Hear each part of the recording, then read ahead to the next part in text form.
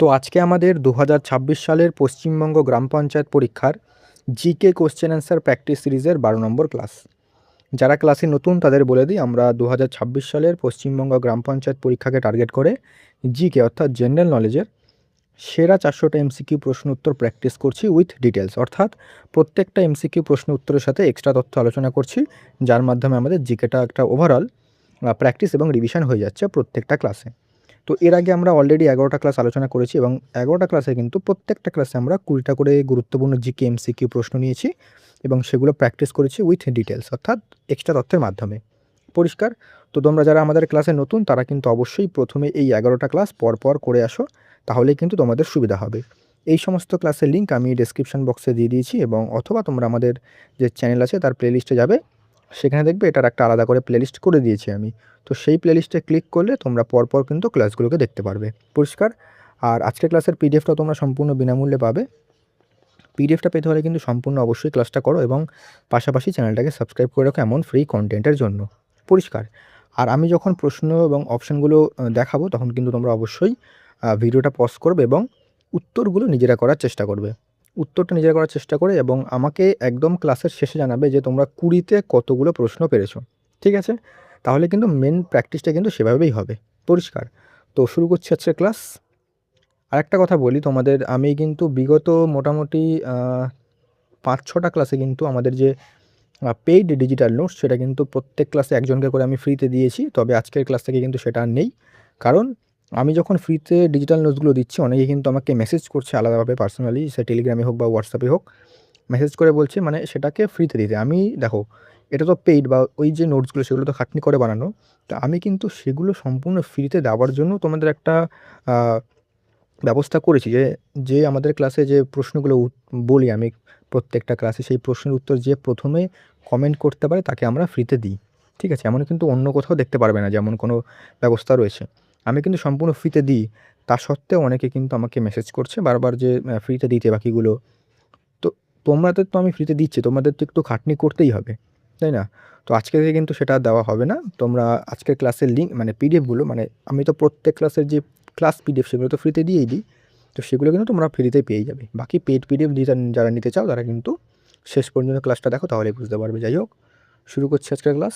দেখো, প্রথম প্রশ্ন, আমাদের যে আগের ক্লাস তাতে কিন্তু আমাদের 220 পর্যন্ত হয়ে গেছিলো। তো আজকে আমাদের 221 থেকে। প্রথম প্রশ্ন 221, ভারতের প্রথম লোকসভার স্পিকার কে ছিলেন?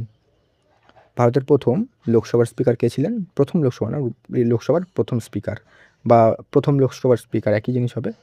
কী হবে উত্তর? গণেশ বাসুদেব মাভালাঙ্কার, এম.এ. আয়েঙ্গার, বলরাম জাখর, নীলাম সঞ্জীব রেড্ডি। কী হবে উত্তর বলো? দেখো, ভারতের প্রথম লোকসভার যে স্পিকার ছিলেন তিনি ছিলেন option number A Ganesh Vasudev Mavalankar. এটা কিন্তু অত্যন্ত গুরুত্বপূর্ণ একটা প্রশ্ন। ঠিক আছে? এবার দেখো, গণেশ বাসুদেব মাভালাঙ্কার বা জিভি মাভালাঙ্কার ভারতের প্রথম লোকসভার স্পিকার ছিলেন এবং তাকে ফাদার অফ লোকসভা বলা হয়। লোকসভার কার্যকাল কত? 5 বছর এবং স্পিকার নিজের পদত্যাগপত্র কার কাছে জমা দেয়? ডেপুটি স্পিকারের কাছে। এটা মাথায় রাখবে।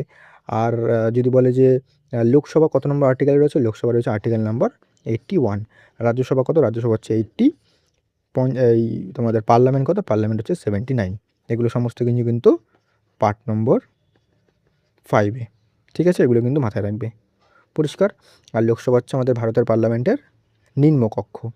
আর লোকসভার সর্বোচ্চ সিটের সংখ্যা হচ্ছে 550। বর্তমানে কতজন আসন রয়েছে? 543। আর আগে ছিল কত? 552। দুটো যে আসন সেটা ছিল হচ্ছে অ্যাংলো ইন্ডিয়ানদের, এটা কিন্তু 104তম সংবিধান সংশোধনের মাধ্যমে কিন্তু একে বিলুপ্ত করা হয়। ঠিক আছে? তো এগুলো কিন্তু পয়েন্টগুলো একটু রিকল করো। এগুলো কিন্তু আমরা অলরেডি আগের ক্লাসগুলোতে আলোচনা করেছি। তাই বলবো প্রথম থেকে ক্লাসগুলো করো। 222, পৃথিবীর বৃহত্তম বদ্বীপ কোনটা? নীল নদের বদ্বীপ, গঙ্গা, ব্রহ্মপুত্র, আমাজন, মিসিসিপি নদীর বদ্বীপ। কী হবে উত্তর বলো? পৃথিবীর বৃহত্তম বদ্বীপ। পৃথিবীর বৃহত্তম বদ্বীপ কোনটা? পৃথিবীর বৃহত্তম বদ্বীপ হচ্ছে option number B, Ganga Brahmaputra বদ্বীপ। ঠিক আছে? দেখো, এটি বিশ্বের বৃহত্তম বদ্বীপ। সুন্দরবন এই বদ্বীপ অঞ্চলে অবস্থিত এবং Sundarban UNESCO world heritage site. আমরা প্রচুরবার আলোচনা করেছি ইউনেস্কো ওয়ার্ল্ড হেরিটেজ সাইটে তকমা সুন্দরবন কবে পায়? 1987। যদি বলে যে জাতীয় উদ্যানের তকমা কবে পায়, জাতীয় উদ্যানের তকমা পায় হচ্ছে 1984, এটা মাথায় রাখবে। গঙ্গা বাংলাদেশে কিন্তু পদ্মা নামে পরিচিত। এই যে গঙ্গা বাংলাদেশে যে পদ্মা নামে ঢুকছে এবং ব্রহ্মপুত্র কিন্তু বাংলাদেশে যমুনা নামে পরিচিত। ব্রহ্মপুত্র বাংলাদেশে ঢুকছে যমুনা নামে, এটা হচ্ছে পদ্মা। তো এই যে পদ্মা এবং যমুনা মিলে কিন্তু একটা নদী হয়, সেটার নাম হচ্ছে মেঘনা। এটা কিন্তু বাংলাদেশে, এটা কিন্তু মাথায় রাখবে। মানে এইগুলোই বাংলাদেশে ঢোকে, গঙ্গার নাম পদ্মা এবং ব্রহ্মপুত্রের নাম হচ্ছে যমুনা।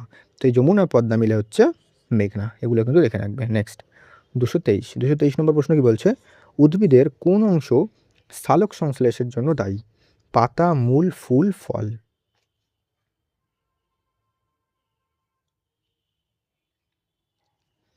উদ্ভিদের কোন অংশ সালোক সংশ্লেষের জন্য দায়ী? উত্তর হবে অপশন নাম্বার এ, পাতা।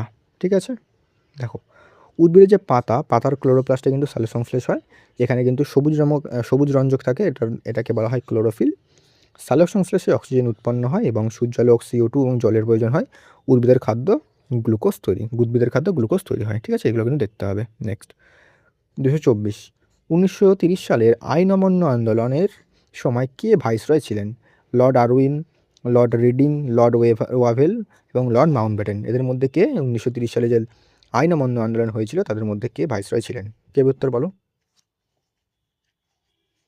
দেখো 1930 সালের আইন অমান্য আন্দোলন অর্থাৎ সিভিল ডিসঅবিডিয়েন্স মুভমেন্ট, এটার যে ভাইসরয় ছিলেন তিনি ছিলেন হচ্ছে Lord Irwin, option number A. দেখো আইন অমান্য আন্দোলন হচ্ছে 12ই মার্চ 1930 সালে হয় এবং ডান্ডি অভিযান দিয়ে শুরু হয়েছিল। এটা ডান্ডি অভিযান শুরু হয়েছিল কিন্তু 6 এপ্রিল। ঠিক আছে, এপ্রিল থেকে 12ই মার্চ, 12 মার্চ। ঠিক আছে, এখানে শুরু হয়েছিল এবং গান্ধীজি কিন্তু ডান্ডি অভিযান করেছিলেন, এটা মাথায় রাখবে। গান্ধী আরউইন চুক্তি কবে স্বাক্ষরিত হয়? এটা হচ্ছে 1931 সালে কিন্তু গান্ধী আরউইন চুক্তি স্বাক্ষরিত হয়। প্রথম গোলটেবিল বৈঠক হয়, গান্ধীজি অংশ নেননি কিন্তু সেখানে, এবং দ্বিতীয় গোলটেবিল বৈঠকে কিন্তু তিনি অংশগ্রহণ করেন। প্রথম গোলটেবিল বৈঠক হয় হচ্ছে 1930 সালে, দ্বিতীয় হয় 1931 সালে এবং তৃতীয় হয় কিন্তু 1932 সালে। গান্ধীজি এবং কংগ্রেস কিন্তু একমাত্র দ্বিতীয়টাতে জয়েন করেছিল, মানে অংশগ্রহণ করেছিল, বাকি কিন্তু একটাতেও অংশগ্রহণ করেননি। বাকি যদি বলে যে 3টে গোলটেবিল বৈঠকে কে অংশগ্রহণ করেছিল, তাহলে কিন্তু হবে ডক্টর BR আম্বেদকর, যাকে আমাদের ভারতের সংবিধানের জনক বলা হয় এবং তিনি ছিলেন আমাদের সংবিধানের যে খসড়া কমিটি তার চেয়ারম্যান। এগুলো কিন্তু আমাদের দেখতে হবে। পরিষ্কার? তো এগুলো কিন্তু রিকল করতে পারো তোমরা। নেক্সট হচ্ছে তোমাদের 225, পশ্চিমবঙ্গের কোন জেলায় শান্তিনিকেতন অবস্থিত? বাঁকুড়া, বীরভূম, বর্ধমান, নদিয়া। কে উত্তর বলো।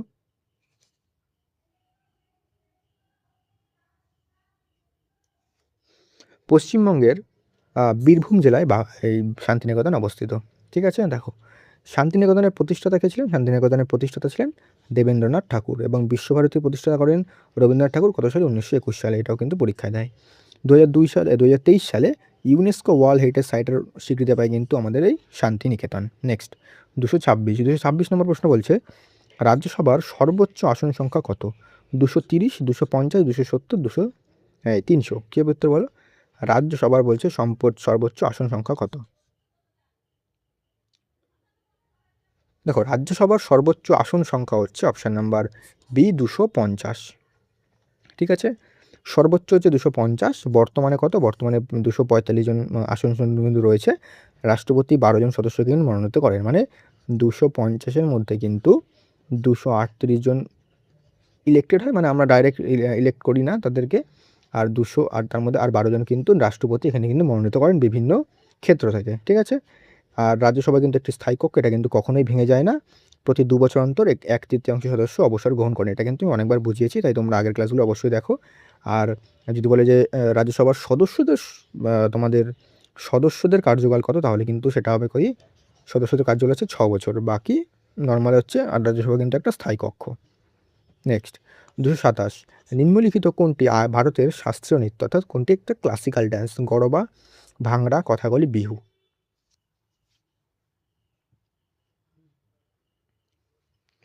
দেখো গরবা, ভাংড়া, বিহু এগুলো কিন্তু ফোক ড্যান্স। এই যে কথাকলি, এটা কিন্তু একটা ক্লাসিক্যাল ড্যান্স। ঠিক আছে, আবার দেখো কথাকলি কেরলের শাস্ত্রীয় নৃত্য এবং এতে রামায়ণ মহাভারতের কাহিনী উপস্থাপিত করা হয়। ভারতের স্বীকৃত কিন্তু 8টি শাস্ত্রীয় নৃত্য রয়েছে। কী কী? ভারতনাট্যম, যেটা হচ্ছে তামিলনাড়ুর শাস্ত্রীয় নৃত্য। কত্থক, যেটা হচ্ছে উত্তর ভারত মানে উত্তরপ্রদেশের। কথাকলি, যেটা হচ্ছে কেরলের শাস্ত্রীয় নৃত্য। কুচিপুড়ি হচ্ছে অন্ধ্রপ্রদেশের।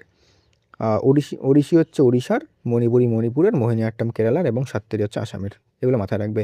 ভাংড়া হচ্ছে পাঞ্জাবের লোকনৃত্য, গরবা হচ্ছে গুজরাটের লোকনৃত্য, নবরাত্রি কিন্তু উৎসবে এটা পরিবেশিত হয়, বিহু হচ্ছে আসামের লোকনৃত্য এবং এই বিহুটা কিন্তু একটা আসামের উৎসব, এটা মাথায় রাখবে যে রঙ্গোলি বিহু কিন্তু সঙ্গে যুক্ত। সাততারিয়া নৃত্যকে 2000 সালে ভারতের শাস্ত্রীয় নৃত্যের মর্যাদা কিন্তু দেওয়া হয়। আর এই যে 8টি শাস্ত্রীয় নৃত্য এটা কিন্তু সঙ্গীত নাটক একাডেমি অনুযায়ী 8টা। আর যদি বলে যে সংস্কৃতি মন্ত্রক অনুযায়ী কটা, তাহলে কিন্তু 9টা। 9 নম্বরটা কি, 9 নম্বরটা কিন্তু আমাদের ছৌ নৃত্য। আর ছৌ কিন্তু 3 ধরনের ছৌ আছে। ওকে, এগুলো কিন্তু দেখে রাখবে। নেক্সট হচ্ছে 228। গুপ্ত বংশের শ্রেষ্ঠ সম্রাট কে? শ্রীগুপ্ত, চন্দ্রগুপ্ত, প্রথম চন্দ্রগুপ্ত, সমুদ্রগুপ্ত, দ্বিতীয় চন্দ্রগুপ্ত।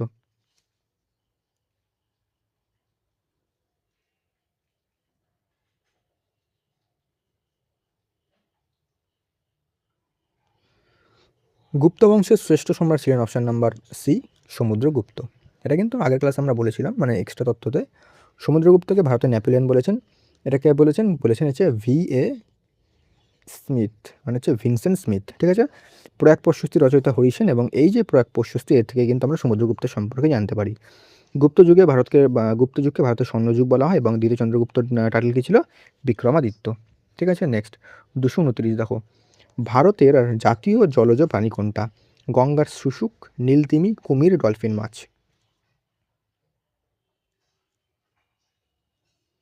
ভারতের জাতীয় জলজ প্রাণী হচ্ছে অপশন নাম্বার এ, গঙ্গার শুশুক। দেখো, 2009 সালে গঙ্গা শুশুককে জাতীয় জলজ প্রাণী ঘোষণা করা হয় এবং এটি একটি স্তন্যপায়ী প্রাণী। গঙ্গা ব্রহ্মপুত্র নদী অবস্থায় দেখা যায় এবং এটি কিন্তু একটি এন্ডেঞ্জার্ড প্রাণী, এটা কিন্তু মাথায় রাখবে। নেক্সট 230 কি বলছে? ভারতের প্রথম ভাইসরয় কে ছিলেন? Lord Canning, Lord Dalhousie, Lord Ripon, Lord Curzon.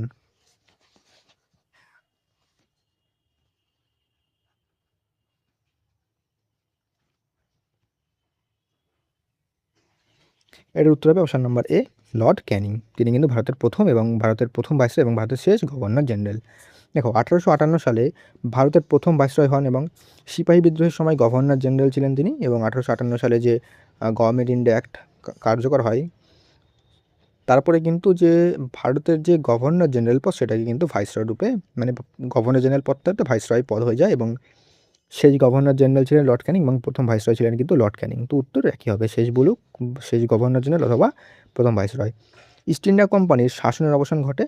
রানী ভিক্টোরিয়া ঘোষণা প্রকাশিত হয় হচ্ছে 1858 সালে, অর্থাৎ কুইন প্রোক্লেমিনেশন বা মহারানীর ঘোষণাপত্র 1858 সালে মহাবিদ্রোহের পরে হয়।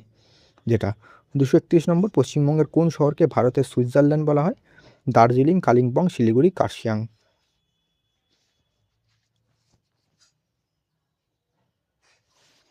উত্তর হবে কি? উত্তর হবে অপশান নাম্বার ডি, কার্শিয়াংকে কিন্তু ভারতের সুইজারল্যান্ড বলা হয়।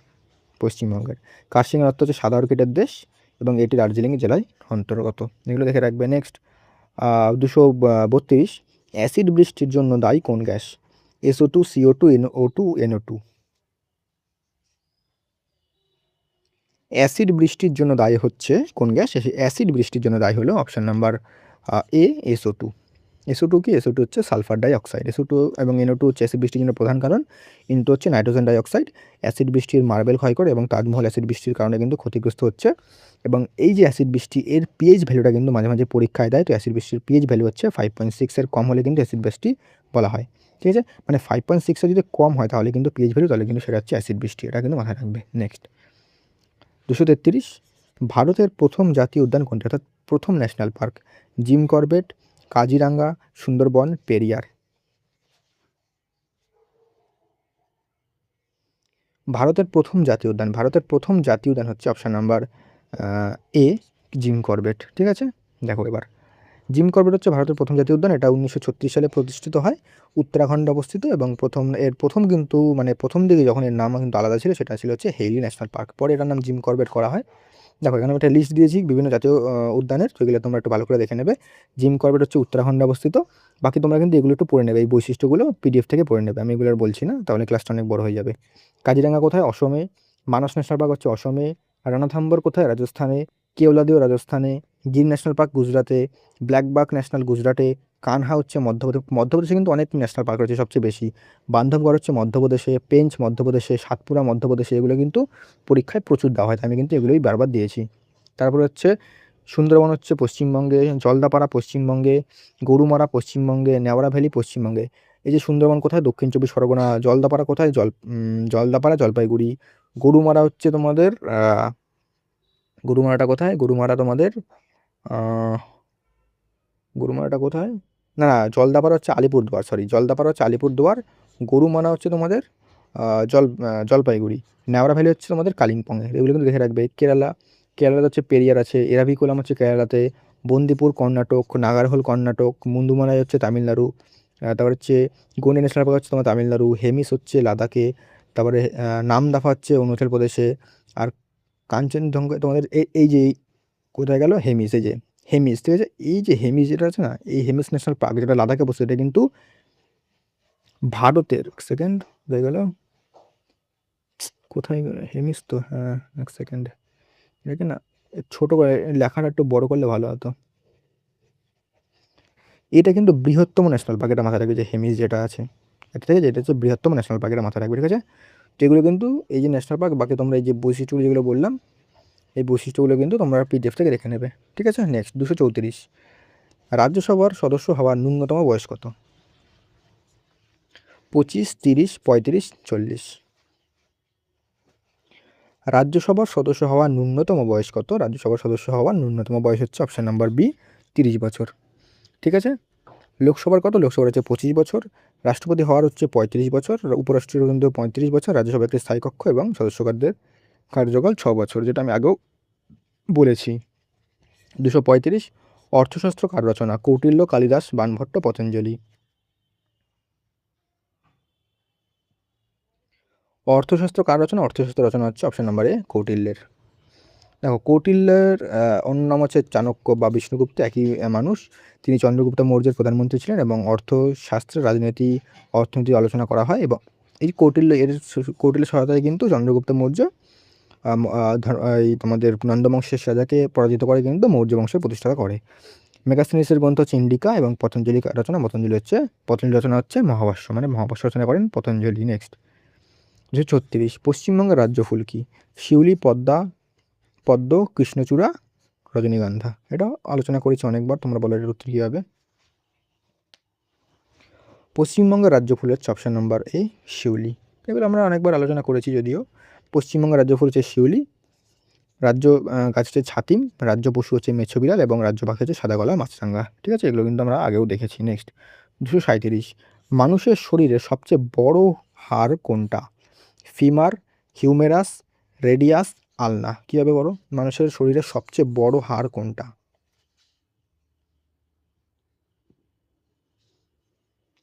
মানুষের শরীরের সবচেয়ে বড় হাড় হচ্ছে অপশান নাম্বার এ, ফিমার, ঠিক আছে। ফিমারটা কোথায় থাকে? ফিমার হচ্ছে দেহের সবচেয়ে বড় হাড় এবং এটা কিন্তু আমাদের থাই সেখানে থাকে। আর সবচেয়ে ছোটো হচ্ছে স্টেপিস, এটা কোথায়? এটা হচ্ছে আমাদের কানে থাকে। মানুষের দেহের মোট হাড়ের সংখ্যা 206টা, মানে পরিণত মানুষের, মানে প্রাপ্তবয়স্ক। ফিমার উরুতে অবস্থিত। আর বাকি তোমাদের কিন্তু এই যে প্রথমে কিন্তু তোমাদের যখন শিশুদের কিন্তু 300 হাড় থাকে, 300টা। তারপরে কিন্তু সেটা কমতে কমতে 206 হয়ে যায়। 238, পরিকল্পনা কমিশনের সভাপতি কে হন?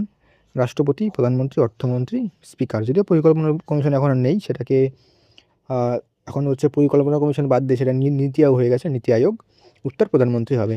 তো নীতি আয়োগের কিন্তু যে সভাপতি, সে কিন্তু ক্ষমতা বলে প্রধানমন্ত্রী হন, এটা মাথায় রাখবে। পরিকল্পনা কমিশন গঠিত 1950 সালে এবং এই পদাধিকার বলে সভাপতি ছিলেন হচ্ছে প্রধানমন্ত্রী। 2015 সালে এর পরিবর্তে নীতি আয়োগ গঠিত হয় এবং নীতি আয়োগের চেয়ারপারসন কিন্তু প্রধানমন্ত্রী, মাথায় রাখবে। আর নীতি আয়োগের সদর দপ্তর কোথায়? নয়াদিল্লিতে। এগুলো কিন্তু পরীক্ষায় দেয়। 239 নম্বর প্রশ্ন আজকের, সুন্দরবনের প্রধান নদী কোনটা? মাতলা, রূপনারায়ণ, অজয়, তিস্তা।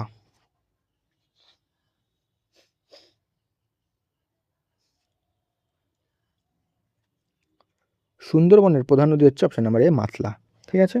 দেখো, সুন্দরবনের প্রধান নদী মাতলা। সুন্দরবনের বিশ্বের বৃহত্তম ম্যানগ্রোভ অরণ্য এবং এটি সুন্দরবন জাতীয় উদ্যান প্রতিষ্ঠিত হয় 1984 সালে। আর সুন্দরবনের মাতলা ছাড়াও কিন্তু আছে গোসাবা আছে, ইছামতি আছে, এগুলোও কিন্তু মাথায় রাখবে। আর মাতলা নদীকে কিন্তু সুন্দরবনের আতঙ্ক বলা হয়, এটাও কিন্তু তোমরা লিখে রাখতে পারো। নেক্সট 240 আজকে আমাদের শেষ কোশ্চেন। দেখো, 1857 সালের সিপাহী বিদ্রোহের সময় ভারতের গভর্নর জেনারেল কে ছিলেন? এটা আমি বলেছি, এটা উত্তর হবে option number A, Lord Canning. এটা আর বেশি যাচ্ছি না আমি। দেখো, সিপাহী বিদ্রোহ শুরু হয় 10ই মে 1857 সালে মিরাটে কিন্তু প্রথম হয়। সিপাহী বিদ্রোহের পরে কিন্তু ক্যানিং ভারতের প্রথম ভাইসরয় হন। গভর্নমেন্ট অফ ইন্ডিয়া অ্যাক্টের মাধ্যমে কিন্তু কোম্পানি শাসনের অবসান ঘটানো হয়। রানী ভিক্টোরিয়া ঘোষণা প্রকাশিত 1 নভেম্বর 1858 সালে।